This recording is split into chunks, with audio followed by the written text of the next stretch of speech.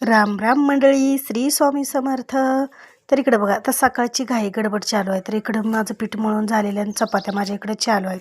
आणि त्याचबरोबर इकडं बघा, आईने आणले आमच्या शेतातील मस्तपैकी ताजी ताजी ही वांगी.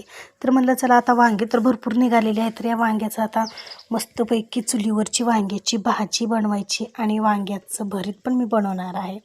पण सर्वात आधी मस्त वांगीची भाजी, भरल्या वांगीची भाजी आज मी बनवणार आहे.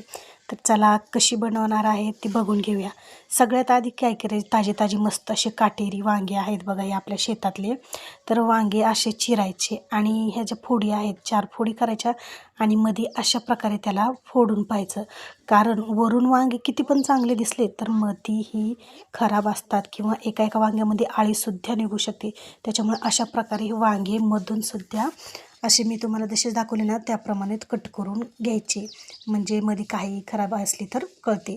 आता इकडं मी घेतलं भाजीसाठी गरम पाणी करून. बघा, गरम पाणी करून घेतली की भाजी ही एकदम चविष्ट होते.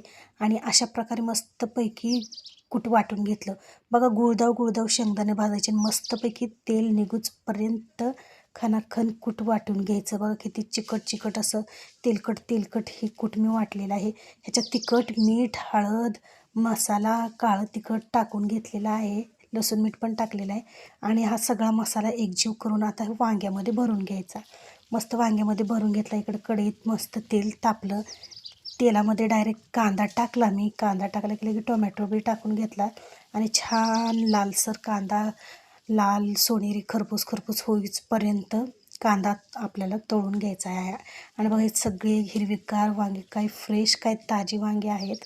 एकदम बघता क्षणी वांग्याची भाजी खाऊ अशी वाटेल असे वांगे हे आहेत. तर इकडं मस्त कांदा लाल परतून झालेला आहे. तर इकडं लसूण, मीठ, अद्रकचं वाटण केलेलं मी टाकलं. बघा, आता कोथिंबीर नव्हती आज, तर नसू द्या, बिना कोथिंबीरीचं पण एकदम भारी भाजी होणार आहे. तर इकडं काळं तिखट म्हणजेच इसूर टाकला. थोडीशी हळदीची चिमट टाकली. घरचेच मसाले आपले वापरलेले आहेत भाजीला. छानपैकी असे घरचा आपला मसाला, मस्त तरीदार मसाला आपला वापरलेला आहे. आणि आता ह्या सर्व काही वाटणामध्येच तेल सुटलेलं आहे आणि त्याच्यात ही सर्व वांगी मस्तपैकी परतून घ्यायची. बघा, एक नंबर भाजी ही होणार आहे. आणि ह्याच प्लेटमध्ये जे कूट उरलेलं आहे ते कूट मिक्स करून घेऊन त्याच्यातच पाणी लगेच ओतून घ्यायचं आहे. तर इतका मस्त मैत्रिणींनो, ताईंनो, वास सुटला आहे भाजीचा ना, की असं वाटतं आहे आता हे बघूनच गरमागरम चपाती घ्यावी आणि ही वांग्याची भाजी घ्यावी आणि मस्त काला करून